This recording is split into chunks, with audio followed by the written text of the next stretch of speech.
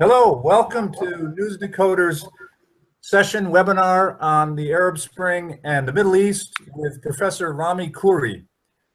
My name is Nelson Graves, and I'm speaking to you from Paris, France, and I'm joined on camera with, in New York, by Professor Rami Khouri. One second.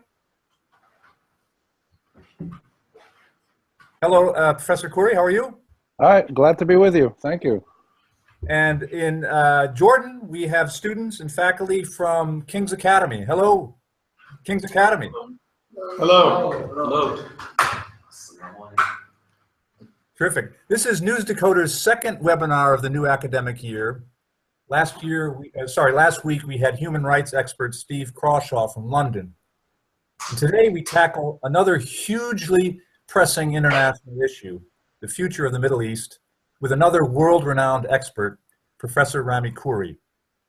Now, before I introduce Professor Khouri, a word on today's session. We like these webinars to be as interactive as possible, and students and faculty at King's Academy in Jordan will be able to intervene at any time to ask questions or to make comments. Those of you who are watching the session from elsewhere have a chat room on your screen that you can use to submit questions or make comments. Please take advantage of this chat room to intervene at any time. We strongly encourage you to do so that the session is interactive. Now on to our guest. I can't think of anyone better placed to speak about the roots of the Arab Spring or the future of the Middle East than Rami Khouri. Professor Khouri comes from the region. He's studied the region and he's observed the main actors.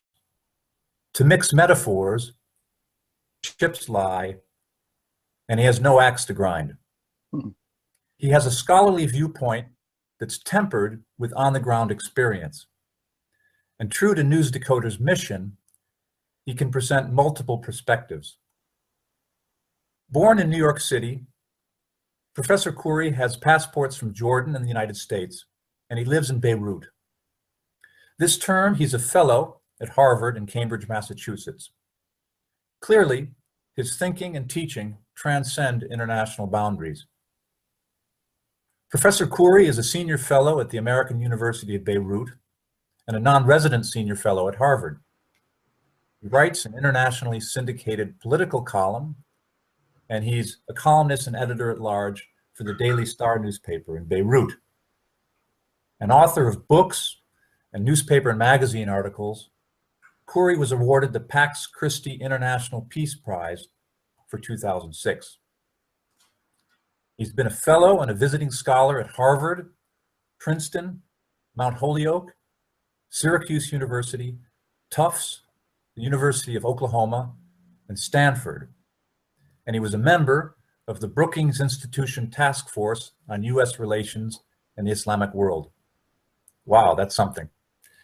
Rami, over to you, please. Thank you, Nelson.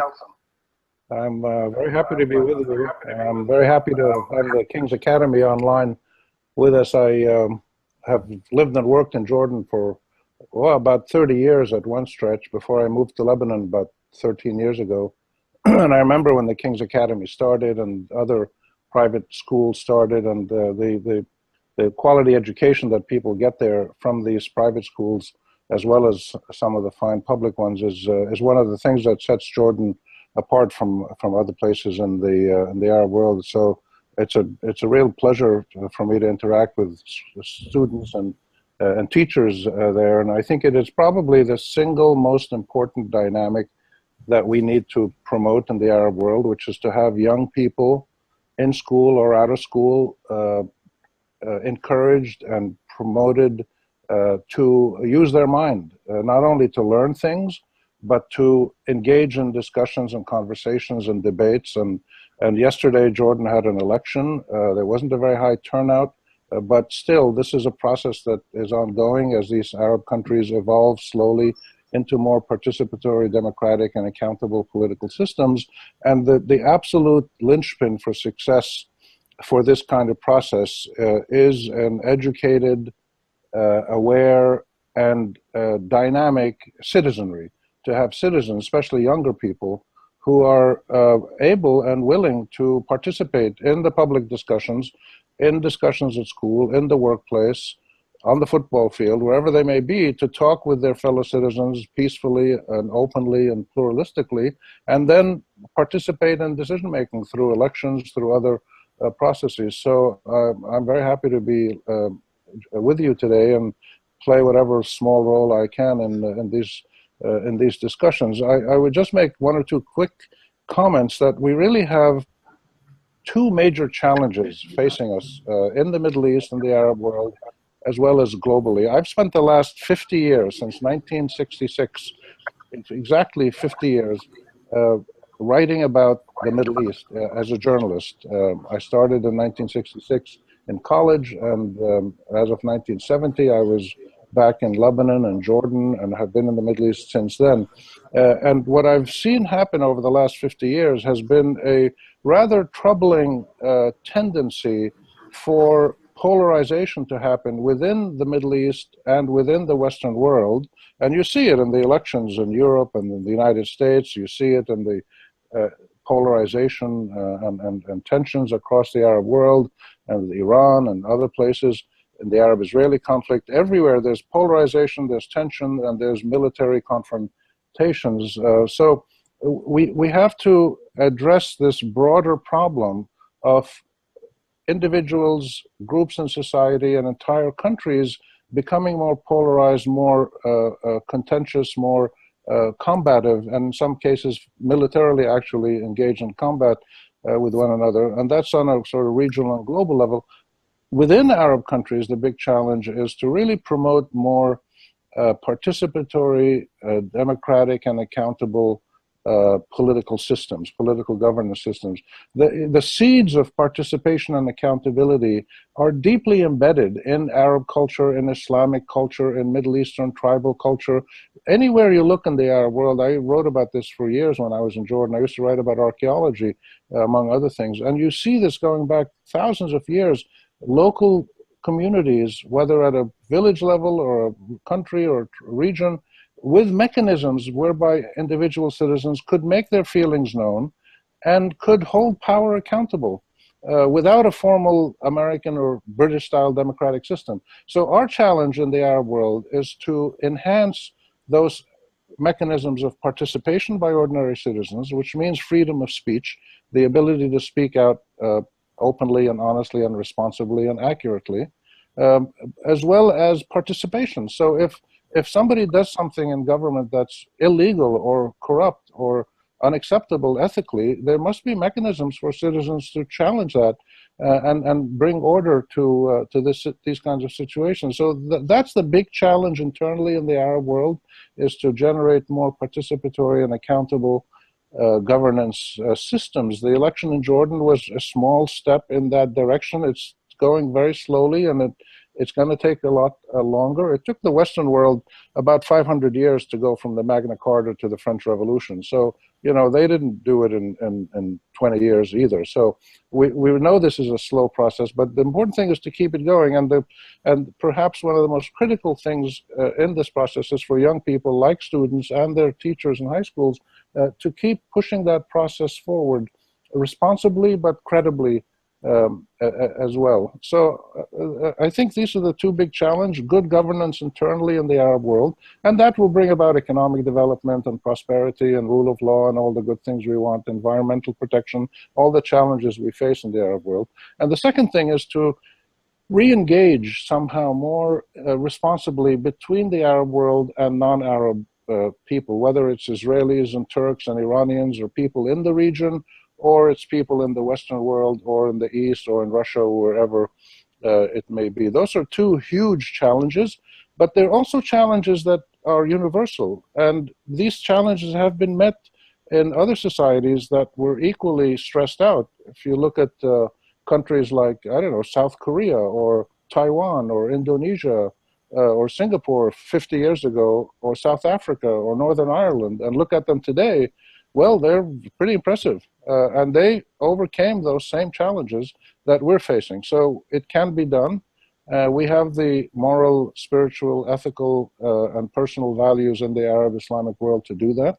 And I'm hoping that the next generation of young people will play a strong, clear role in that process. And thank you to Nelson and his colleagues for being in a position to allow us to interact like this and to discuss these issues and you know, improve the well-being of all of our world, hopefully, inshallah. Terrific. The students in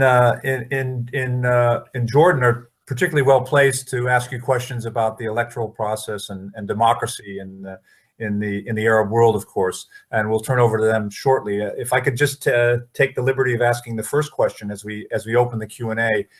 In a speech that you made last year in South Africa, you attributed the Arab Spring to pent-up grievances that stemmed in part from the absence of what you've already discussed, the social contract between citizens and government. I'm simplifying what you said, but that is certainly one of the grievances that you cited as a source of the Arab Spring. My question then is, what needs to be done to establish such a social contract between the citizens and their government? What would such a social contract look like? What would it consist of? And can the citizens wait? I mean, you've mentioned that it was 500 years between the Magna Carta and the French Revolution. I don't think people are going to wait 500 years for this contract between citizens and government in the Arab world or in the Middle East more broadly. So how can the citizens wait, and what will this contract look like once it's in place? Well, I would say, first of all, that people will wait only as long as they need to wait based on the circumstances that they are able to influence. So this is not a process that is managed by somebody else and they're just passive observers. You know, the Arab citizens in Jordan and Syria and Saudi Arabia, Egypt, everywhere, the Arab citizens are the ones who will determine how quickly this process will develop. And it's moving ahead in some countries, and in other countries it's not moving, and in some places it's moving backwards with warfare and fragmentation. And so we have a lot of problems, but there are also positive signs in the Arab world. So the critical, the most important single dynamic, as far as I have observed in my last 50 years of living and writing about the Arab world, is there must be a space in our societies for ordinary citizens, however humble and simple or rich and famous and powerful and anything in between. There must be space for ordinary people simply to speak out honestly. If somebody is mistreated by a private business firm, if somebody is mistreated by a public official, a security officer, a colleague on the sports field, if something unethical or illegal happens, citizens must be able to speak out and get a redress of grievance, and citizens also must be able to give their opinion and give their views. There are a lot of challenges in our societies: environmental, economic, labor, youth, women, all kinds of challenges. All of them are fixable. They're all problems that have come about because of decisions by human beings. They're not acts of God or acts of nature. They can be fixed by good human behavior and good governance, and citizens must be involved in that process. So citizens must contribute to the ideas and the dynamics that will fix some of the stresses we have and build on the successes that we've already achieved. So the absolute bottom line is, I think, freedom of speech, freedom of expression within the rule of law. I gave a talk at the Schumann Foundation in Amman a couple of months ago about this. It's on their website if anybody wants to go see it.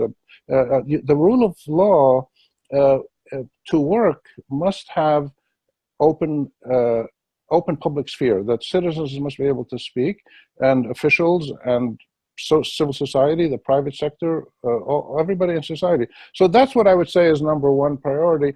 And then a process of interaction in society will happen, and the citizens themselves in every country will determine how fast they move and in which direction they move. Some Arab countries will have a little bit more tribal societies. Some of them will have monarchies. Some of them will have republics. Some of them will have Islamic shaped institutions. Some of them will have Arab nationalist institutions. Some will plug into the global capitalist value system. These are all valid contexts. Each one of these is absolutely valid, and it's for each society to determine the mix of those things that it wants. So if we want something from Sharia law and the Universal Declaration of Human Rights and the United Nations Charter and something else, and we put them together in a way that satisfies us in Jordan or in Morocco or somewhere else, that's what citizenship is all about, and that's what responsible governance is all about. So I think the critical thing is to have the space for people to speak out and participate, and then the process will define itself according to local values and local priorities. Great. Before turning over to Kings for their questions, and I see we already have a couple on chat, which is a good sign, I wanted to turn to the region's most pressing issue, current events, Syria, and specifically about the Islamic State group. How can ISIS be defeated? You've made the point in your writing that the way you've put it, I think, is very poignant. You said that the midwives of ISIS cannot also be its pallbearers. And by that, you mean that autocratic Arab regimes on the one hand and Western militarism on the other are working to defeat ISIS, but they're also partly responsible for it.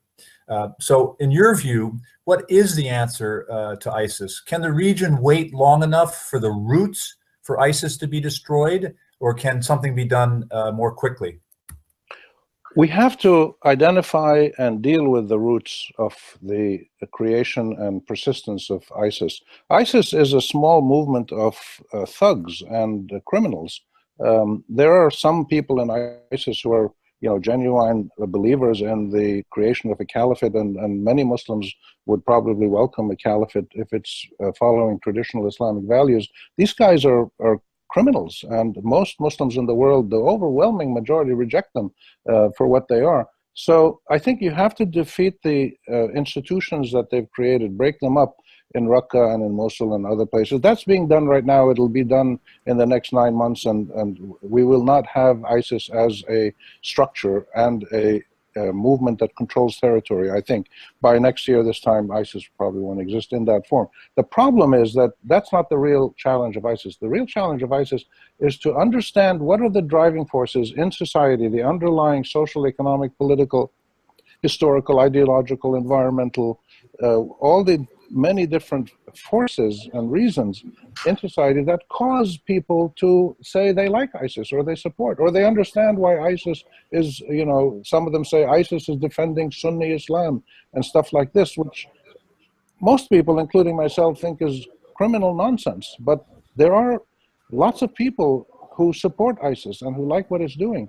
And that's not because ISIS is so great, it's because the conditions in people's lives have become so difficult that they reach out, and even they find ISIS as a source of help to them that can improve their lives. So this requires a really strong level of honesty, courageous, honest analysis, saying, well, why should ordinary, decent people in Aleppo, in Casablanca, in Ma'an and Mafra and Zarqa, where ISIS started with Abu Mus'ab al-Zarqawi, why would ordinary, decent, middle-class people suddenly reach a point where they go and support ISIS? And that's a process of a human evolution. It's very clear, it's very obvious, anybody who studies it.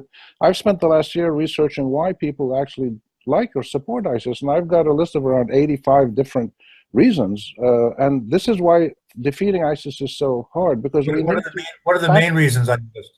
Well, if you categorize them, the main reasons are simply that people feel vulnerable, they feel marginalized, they feel hopeless, and ISIS gives them a sense of empowerment, of power, of purpose in life, of creating a society that they see ideally as a perfect, just Islamic society.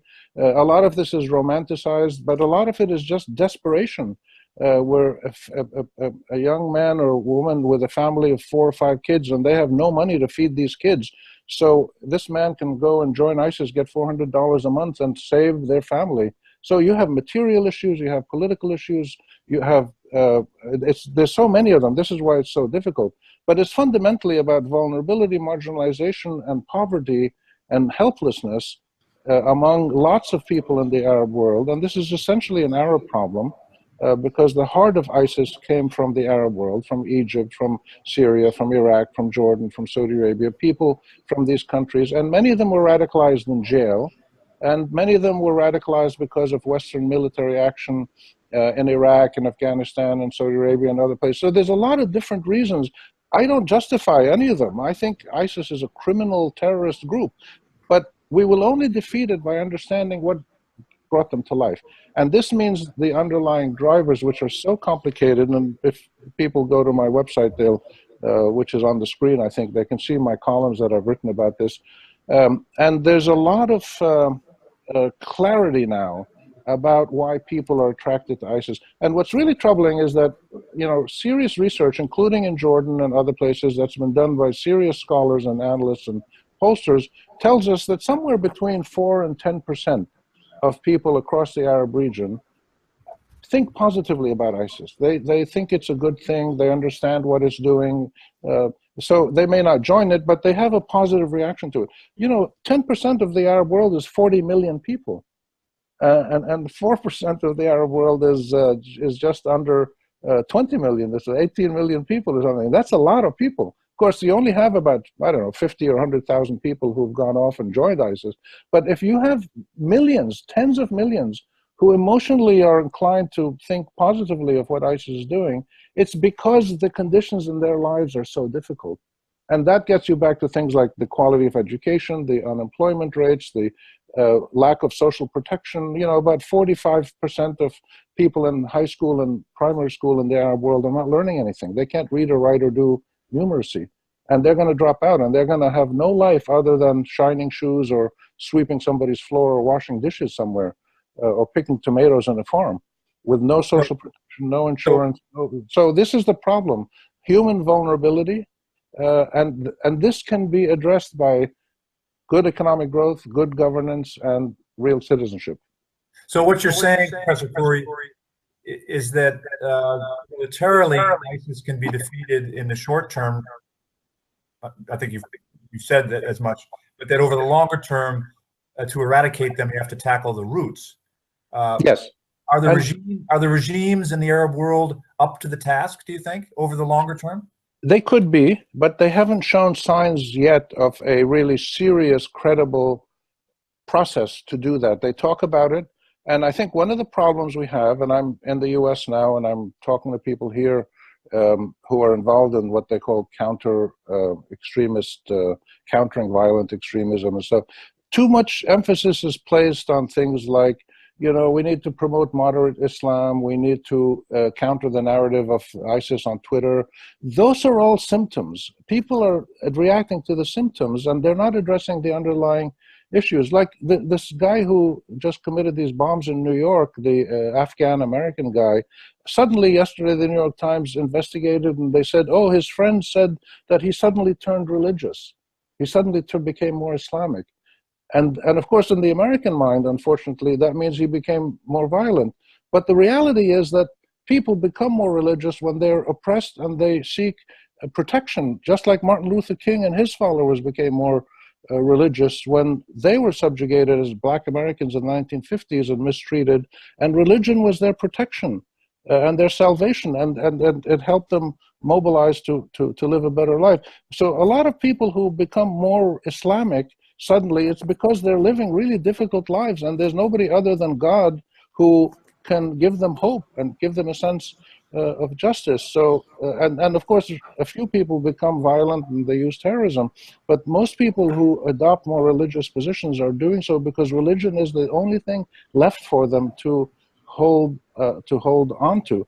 And therefore, I think we need to, in the Western world, in the Arab world, and other places, people need to go deeper than the superficial surface manifestations of a woman, more women wearing scarves, more men growing beards. I mean, these are symptoms, these are outward signs. The underlying reason is people become more religious, they become more conservative because they have no other hope to protect themselves. And therefore, the longer term strategy is really hard. It takes a long time, but it's doable. It's to promote better governance, economic growth, social equity, social justice. These are things that are deeply entrenched in Arab Islamic's values and society. So there shouldn't be a problem.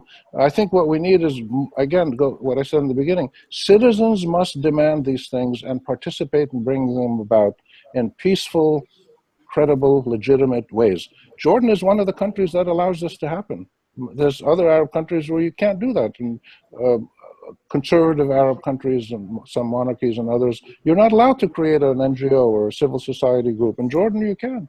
You can write in the press. You can create a society to promote democracy among women or to promote activism among young students. So Jordan is lucky in that it has the space in which people can do this. But it is a long-term process. And the critical first step, other than what I said before, having an open sphere for people to speak out, is the average citizen must feel that he or she can actually improve their lives and their children's lives by being engaged politically and socially, that their activism can bring about the changes that they want.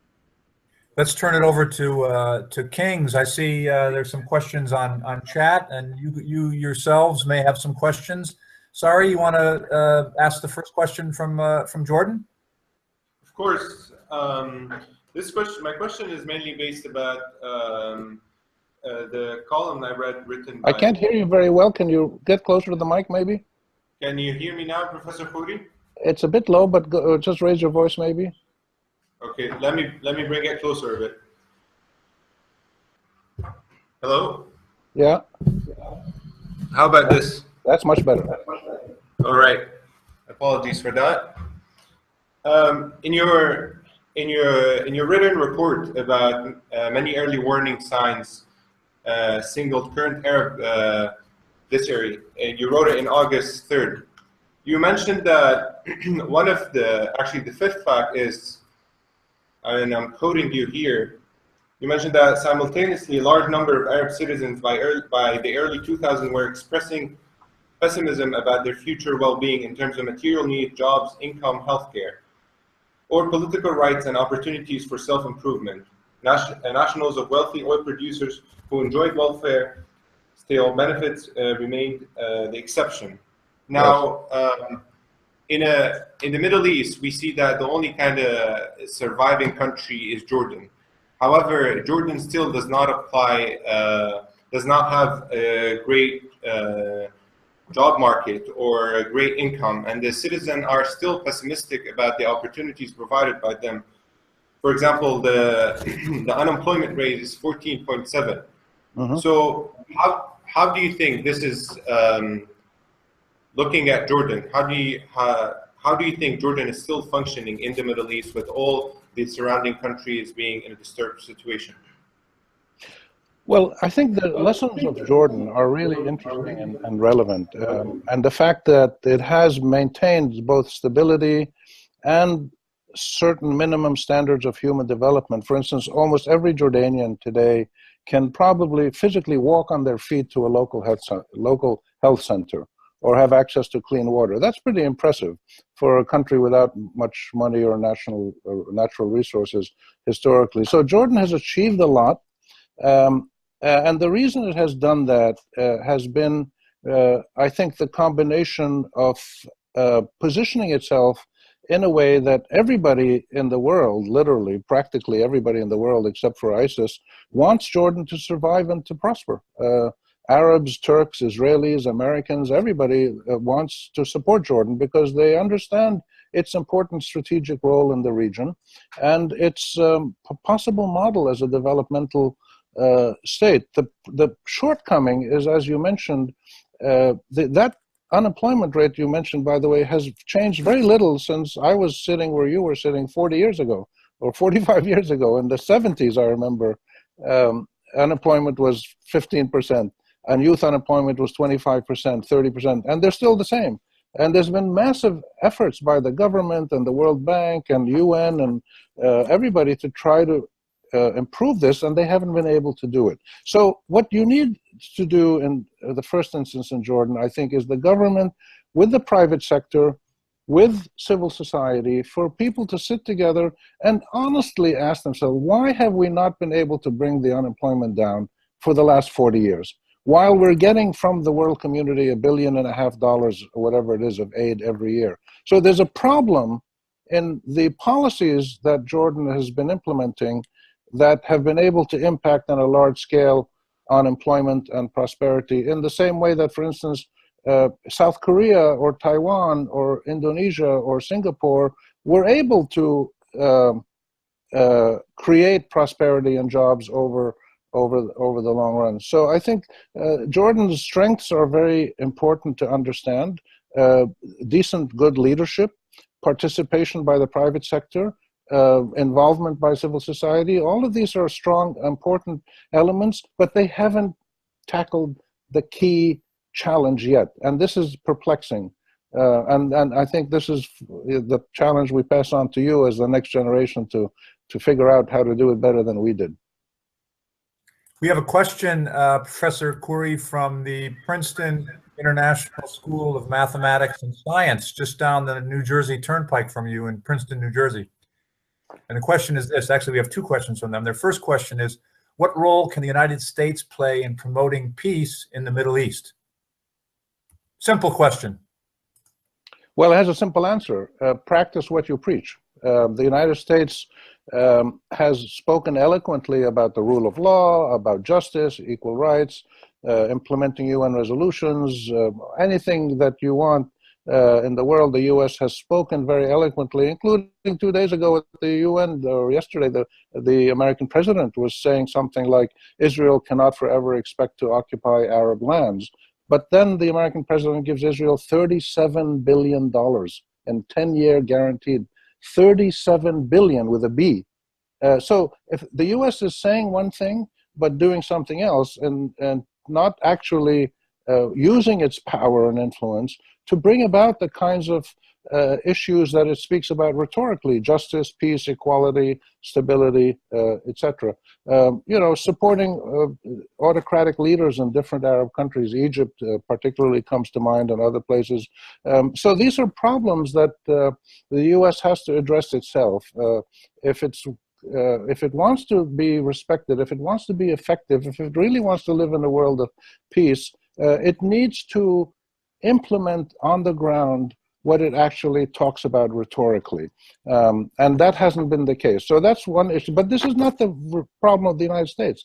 The problems of the Middle East are a combination of poor governance in many Arab countries, the impact of 70 years of the Arab-Israeli conflict. The Arab-Israeli conflict is central to this issue of the problems that we have, the instability, and continuous and ongoing now military interference by foreign powers.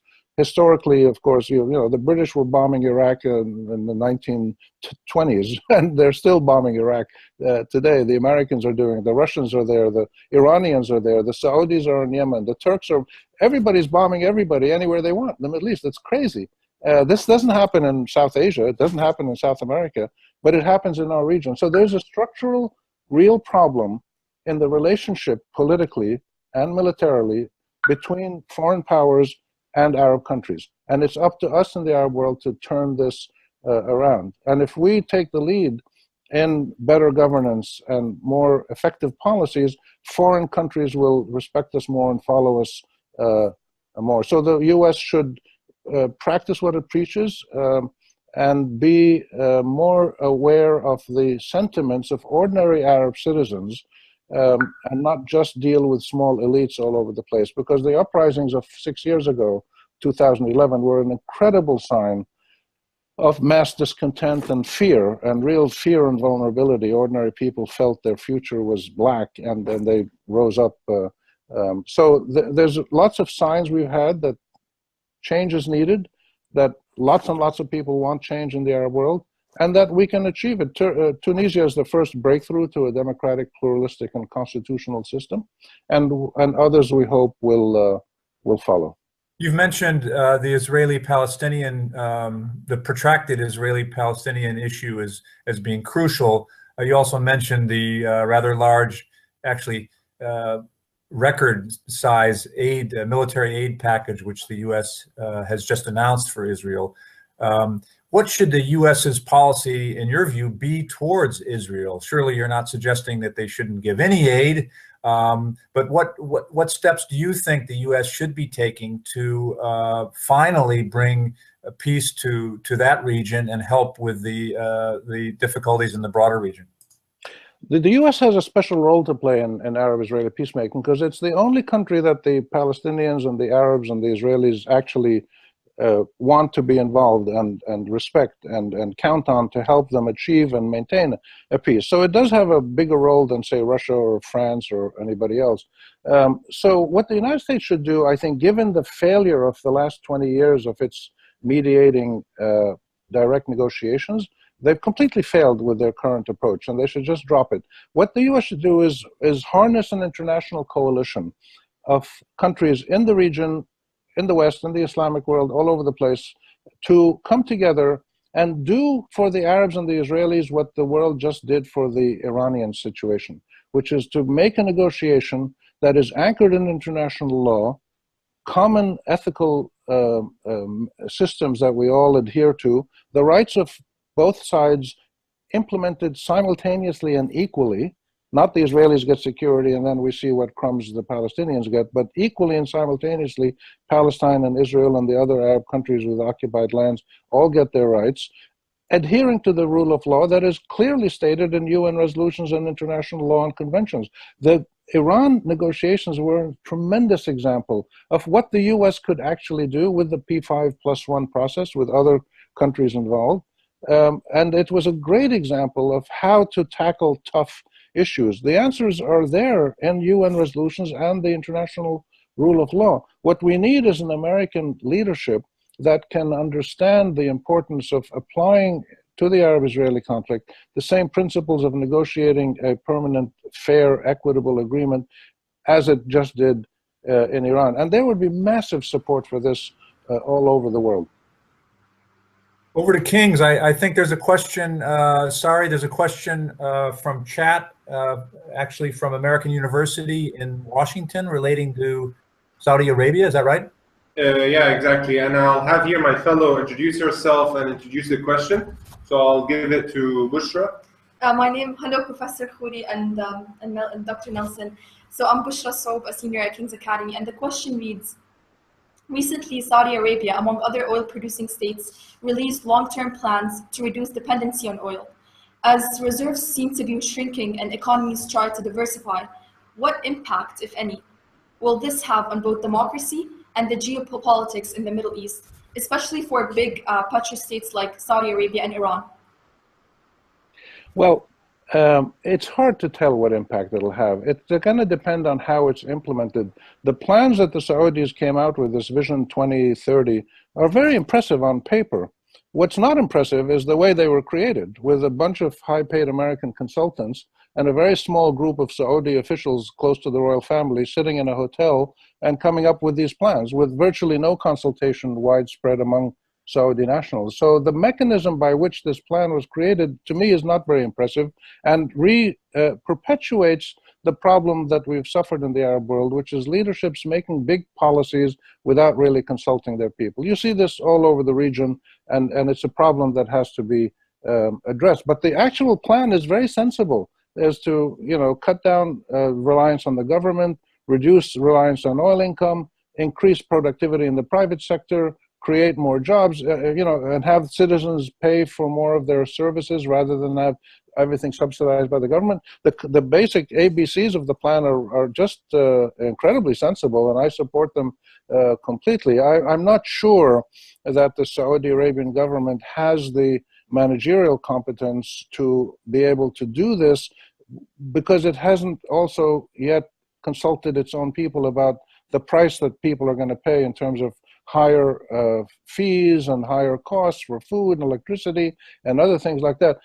I wish them well. I want them to succeed, because a revised, reformed Saudi Arabian economy would be an incredibly powerful, positive force for the whole region.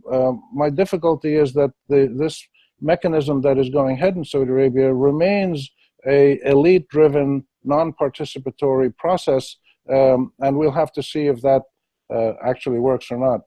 I hope it does work, and I encourage the Saudis to keep moving in this direction, but engage their citizens more on how to do this, and for everybody's benefit, stop this ridiculous war in Yemen, which is creating unbelievable problems in the region, with tens of millions of new people who need to be fed and given water because their country is being devastated. So there needs to be serious adjustments made in different aspects of Saudi foreign and domestic policy, but that's up to the Saudis to make these decisions. We can just give our opinions here and there, but these are sovereign decisions, and I wish the Saudis well.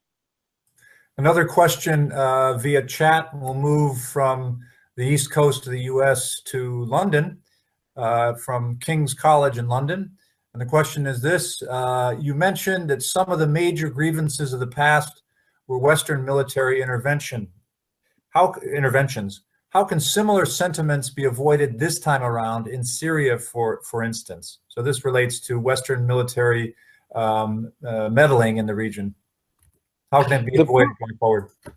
The problem in Syria is that everybody is fighting in Syria, from the Russians and the Iranians and the Saudis and the Turks and the Americans and the British and occasionally the Dutch send the F-16 or whatever it is, F-32, whatever they are, wherever they've reached in the F numbers these years, that everybody is fighting in Syria. It's unbelievable. It's the biggest proxy war in the modern history of the world, I think. So this is a sign of the underlying vulnerabilities and weaknesses in the Arab world, that sovereignty and political governance and economic growth and social equity have been so vulnerable and thin in so many Arab countries that it's opened the space. For people to intervene more than they did in the past. So I think the answer to Syria is going to take some years to come about, and in the end, the Syrian people are going to have to decide how they're going to put their country back together, which they will, I think, but in a different form than it was before.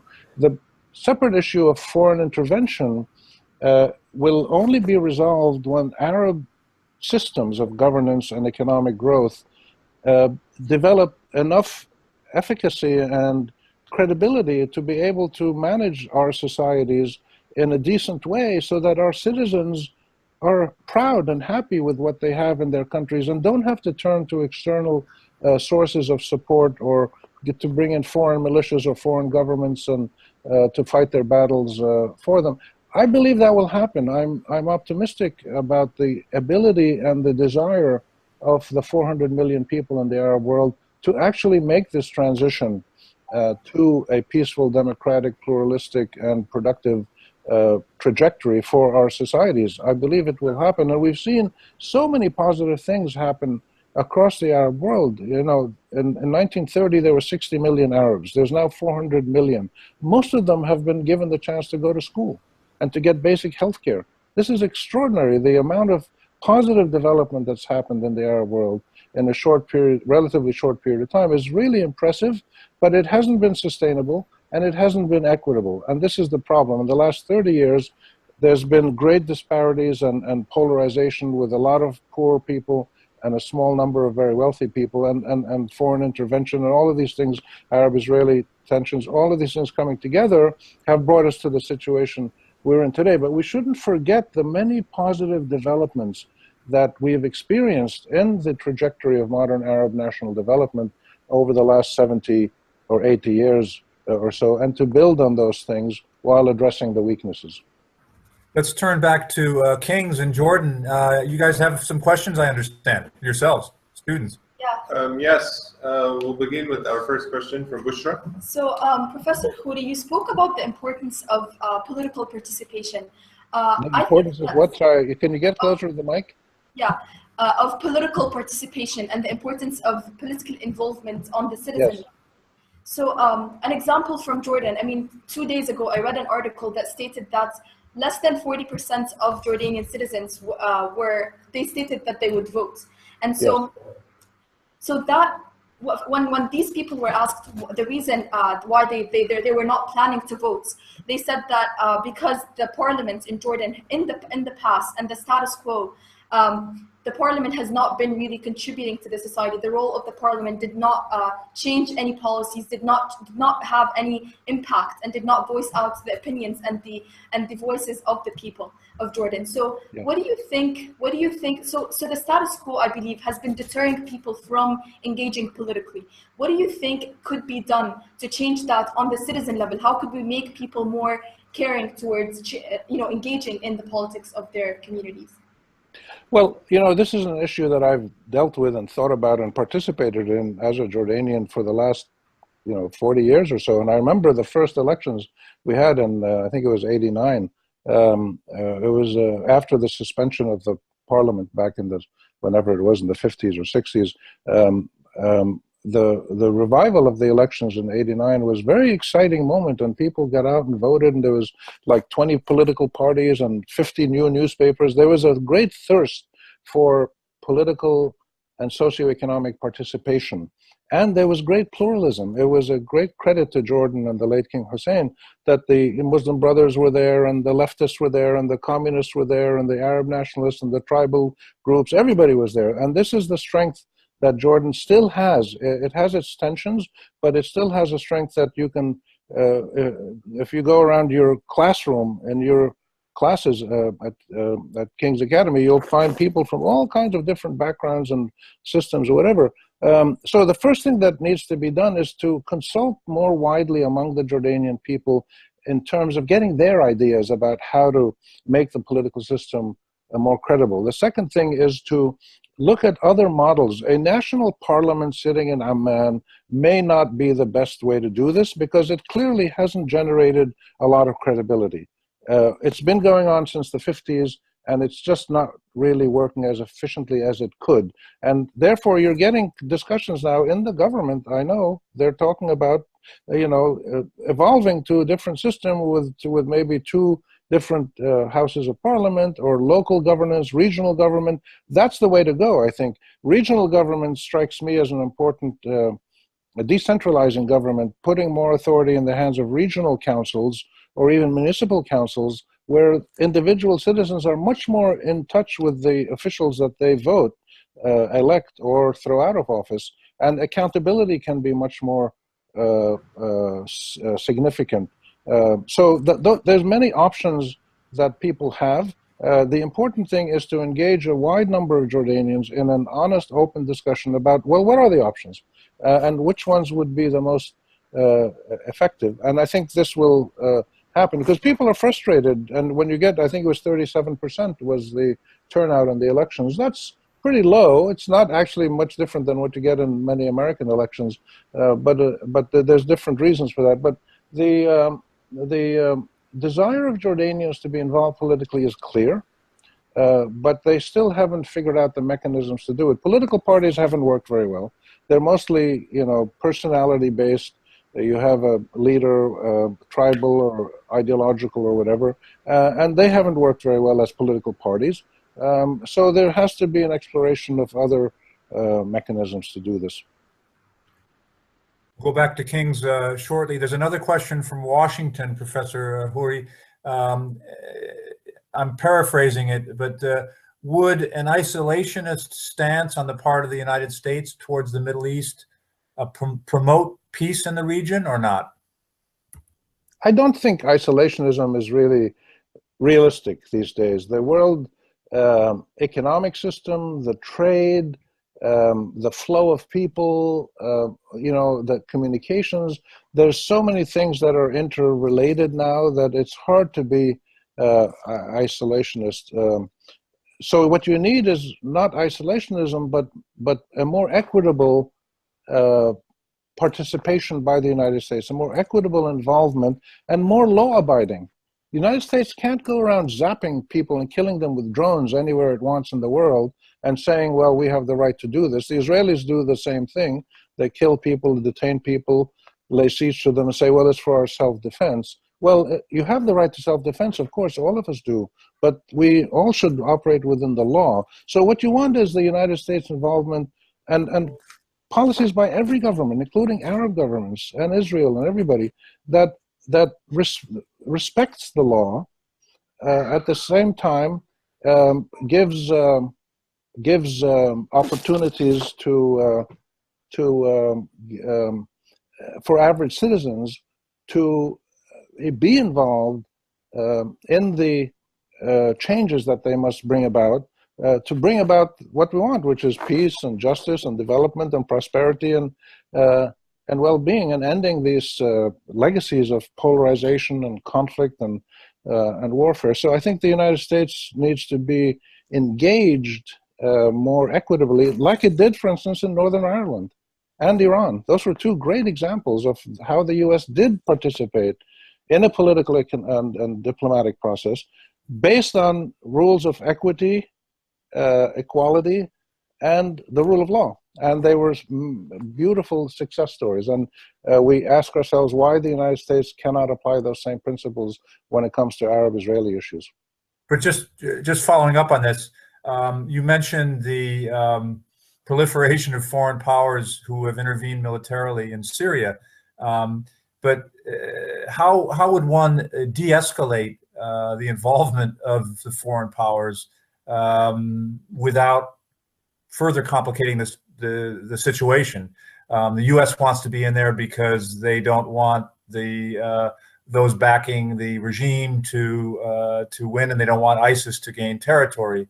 The Russians and the Iranians don't want to see the regime fall. How can you have a simultaneous or coordinated de-escalation when the stakes are so high? Well, the only way that's going to happen is for a legitimate indigenous Syrian mechanism of governance to take over. And that's asking a lot right now, because Syria is very badly divided.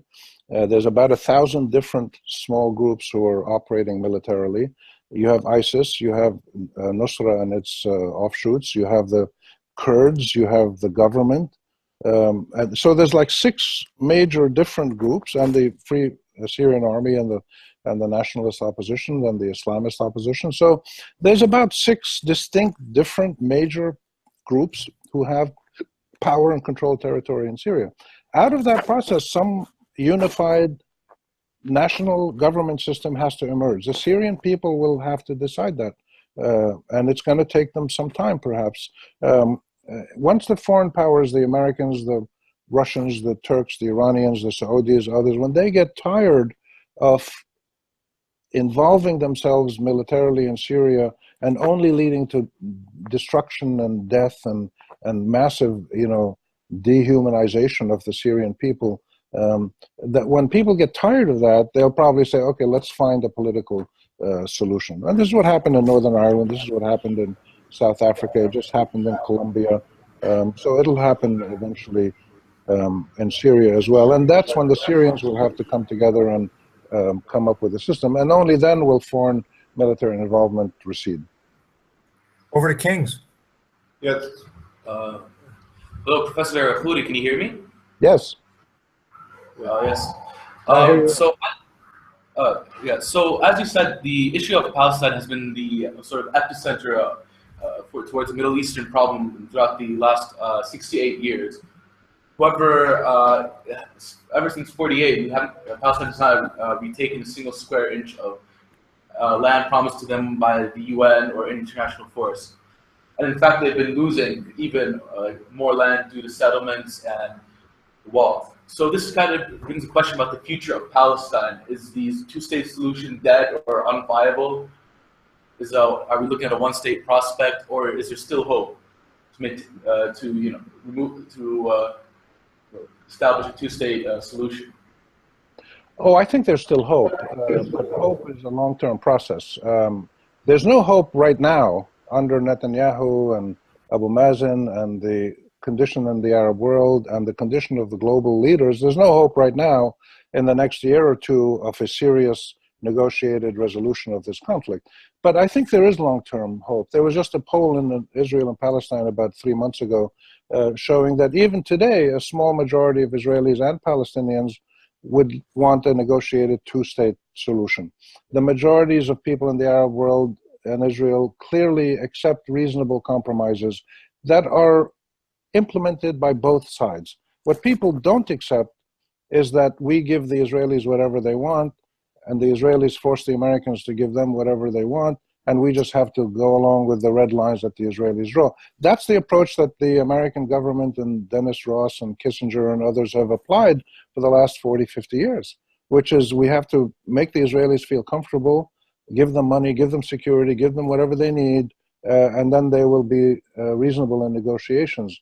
Well, it didn't work, but it did work with Jordan and Egypt. Why did those peace agreements work and persist? Because the Israelis and the Jordanians and the Israelis and the Egyptians applied absolutely equal rights to both sides and implemented the rule of law and international conventions and UN resolutions. And that's why Jordan and Israel achieved peace, and Israel and Egypt achieved peace because the two sides were seen as having equal and simultaneous rights. That same process has not been applied to the Palestinians or the Syrians or the Lebanese by the Israelis. So this is, I think, still to come. I think it will happen one day. The majority of Israelis are decent, reasonable people. The majority of Israeli leaders are not decent, reasonable people. They're extremist killers. Well, not killers, but they're rough people who do terrible things. And now they're going around shooting any Palestinian who they don't particularly like or they think he may be dangerous. They shoot him dead before anything happens. So you've had like 280 Palestinians killed in the last year, and this is going on more and more. So yes, there is hope. The two-state solution is the only one I think that would work. One state is not ever going to work, I don't think. But it's not going to happen until you get more effective Israeli and Palestinian leaders, more engaged and dynamic Arab and Islamic leaders supporting the Palestinians, and more powerful and even-handed international mediation. Those things will happen one day, and I believe they're going to be speeded up because more and more people understand now that the continuing Arab-Israeli conflict has been the longest-running, most destabilizing, and most radicalizing force in the modern Middle East since the 1930s, not just 48. It started really in the 1930s. So I think people realize that if we can solve the Arab-Israeli conflict equitably for both sides, it's not going to instantly solve everything in the Middle East, but it's certainly going to reduce the tensions in many places and allow other things to happen more constructively around the region and lower the temperature of citizen anger across the region. I've written about this quite a bit over the years, and the indirect linkages and the direct linkages between the continuing Arab-Israeli conflict and the problems and tensions we have across the Arab world, those are all clear linkages. And we need to understand that resolving the Arab-Israeli conflict would be a major boost to reducing tensions in the region and then helping people move on to resolving those separate issues that are involved in individual Arab countries internally, or tensions like, for instance, between Iran and Israel, Iran and Saudi Arabia, and other problems in the region. We're running out of time, but I did want to have one more question taken from chat, which I'll ask, and then turn it over for a last question from Kings. And the question from chat comes from Washington, and it relates to borders and divisions in the region. And the question is, the Iraqi state was the creation of colonial powers dividing land for their own purposes. Even as ISIS is being beaten back, different groups within Iraq have increasingly advocated for separation within Iraq. Can and should Iraq be partitioned? Indeed, many of these borders were created over a century ago by colonial powers. Have these borders outlive their usefulness as far as you're concerned? And will there have to be redesignation of borders along ethnic or sectarian lines? I would say, first of all, that this is an issue that is universally being addressed by people. People are asking about Catalonia and about Scotland and about different parts of the world where local people might want to break away from the bigger country that they've belonged to for many years. So these are challenges to really about statehood and national identity that are being addressed much more widely. In the Arab world, they're particularly dramatic because the fragmentation of the central state has led to militarized sectarian conflict. So you get Sunnis and Shiites and Alawites and Druze and Kurds and all these people fighting each other, and therefore people say, well, these states don't work. Well, the United States didn't work very well in 1860 either. They had a big civil war, but then they figured out how to fix these issues, and they're still addressing these issues today in the United States. The Tea Party, for instance, was a big driver of the debate about local power versus federal power. So this kind of discussion will go on forever in most countries. In the particular case of Iraq and Syria and the Arab world, I believe it's up to the people of those countries to answer that question. I believe that Syria and Iraq will remain, and Yemen and Libya, will remain as sovereign states in the way that we've known them, but the internal configuration of power among their people will change. You'll have more decentralized power. So you'll have, like the American or the German systems are federal systems, but the local states have a lot of power, including police, taxation, judiciary, etc. And I believe we're going to move into that kind of trajectory as well in Arab countries. It's possible that some states will not last. Or Sudan, split up. South Sudan broke off, not very happily today, but you had Yemen break up in the past and come back together. The West Bank used to be part of Jordan, but it no longer is. So there are instances where countries have lost part of their territory. If it's a will of the people themselves, then we should let that happen. Okay, we have time for one last question. I'd like to turn it over to King's Academy in Jordan. Thank you, Nelson. Professor Khouri, I know this is probably going to be a cliche question, but so excuse me.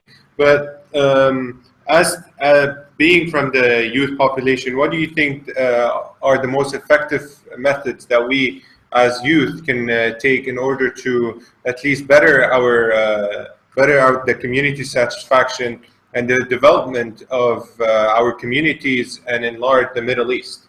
You mean the message that you should give, or the message that I would give to you? The message we should give. Yeah, the message you should give, and I've dealt with youth issues for years and years around the region. The message you should give is that you're not youth, you're citizens. You're young citizens. And that the rights and responsibilities that shape your life are the rights and responsibilities of citizens. And the fact that you're young is fascinating, but really quite incidental, because the issues, the challenges, the threats, the vulnerabilities, the promise, all the good and bad things that shape your life are exactly the same things that shape the life of adults in Jordan and across the Arab world. There's only one or two areas, based on polling over the last 30 years that I've studied, only one or two areas where young people have a very different view than adults, and it's mostly related to the desire to immigrate, which is completely understandable. If you graduate from high school and college and you can't get a decent job, then you're going to try to go overseas, whereas your parents or older people are settled and they don't really have the option or the need maybe to do that.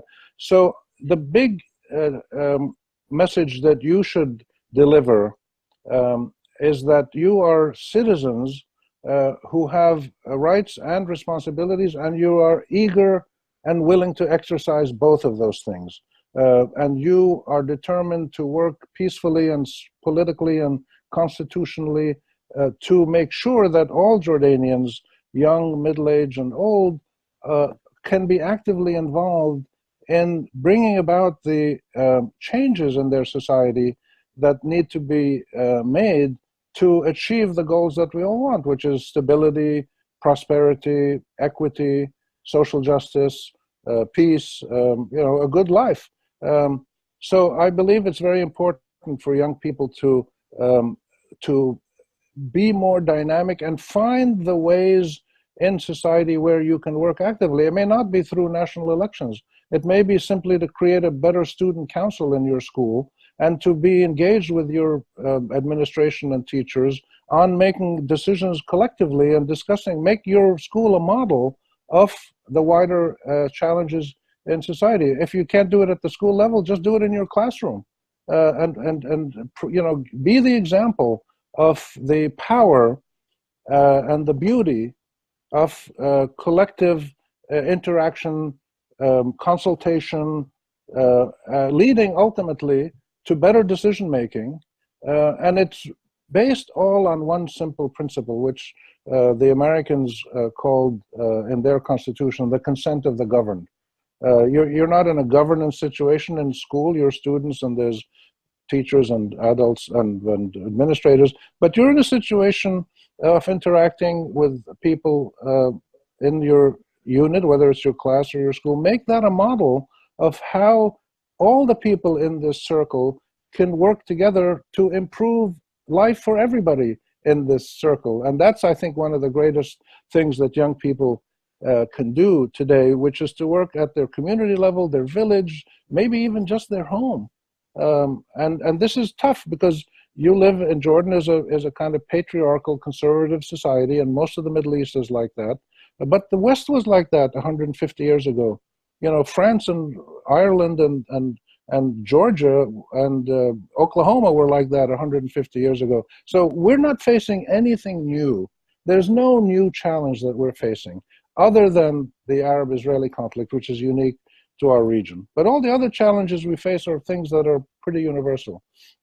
So I think it's critical for your generation to play your role and make it clear that you are willing and able to participate in the work that must be done to bring about those great goals that we all aspire to, that are in the end universal goals. Right. Well, we've pretty much run out of time, but I did want to give you a grand total of 30 seconds, Professor Khouri, if you had any wrap-up comments before we sign off. Thank you very much, Nelson. The only thing I would say is that I would encourage all of the participants in this process, the students, the professors, the administrators in Jordan and around the world, to see this as just a jumping off point to do other things. Because if you just have an occasional event like this, it's really interesting. I learn a lot. Hopefully we all learn from each other. But I think this should be seen as the beginning of an ongoing process. So it's important for instance, the students to sit down and discuss this in the next few days. Say, well, okay, what do we learn from this process? Where do we agree with this guy? Where do we disagree with him? Are there important values and principles here that we can all continue to foster and to develop and to actually bring about what we want? Because it's striking how much time we spend talking about problems and challenges and threats. But the reality is that the solutions to all of those things are within us, particularly within young students in the Arab world, and especially well-educated young students in countries like Jordan, who have more potential capabilities than anybody else in the Arab world, because they've got human talent, they've got a relatively open society, and they have the incentive to solve their challenges. So I wish you all well. I thank you for this opportunity, and I'd be happy to engage with you anytime again in the future. Terrific. Well, with that, I would call that tempered or cautious optimism. Yes. I want to thank first the participants who listened in, many of whom sent in questions via chat. Thanks very much for taking advantage of our chat room to make this more interactive. I want to thank in particular King's Academy for stepping up to the plate and hosting this, and for their interaction and their very good questions. They're in a particularly interesting region, of course. This is extremely relevant to them, and as you mentioned at the outset, there were elections, I think it was, you said yesterday, in Jordan itself. So democracy is indeed underway there. And I want to especially thank Professor Khouri for taking time out from his schedule in the United States to speak to us. As I said early on, this is a real expert. News-Decoder is honored to have you, and we'll be posting the full replay of this session on our website in the next day or so, and I'll be spreading that URL around, and then we'll be circulating a shorter version of it to the public probably next week. So I want to thank everyone who's participated, especially Professor Khouri, and wish you all a very good day wherever you are. Thanks very much. Thank you. Bye-bye.